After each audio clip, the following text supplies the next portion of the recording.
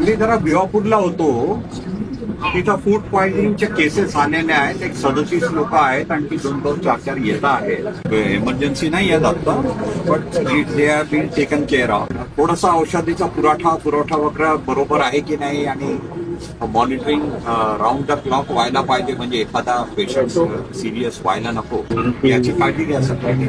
तरी देवा सरनायो भोग कशा पायी हरवली वाट दिशा अंधारल्या धाई वाळून उधळतो जीव माय बापा मनवायोरी पेटला खेळ मांडला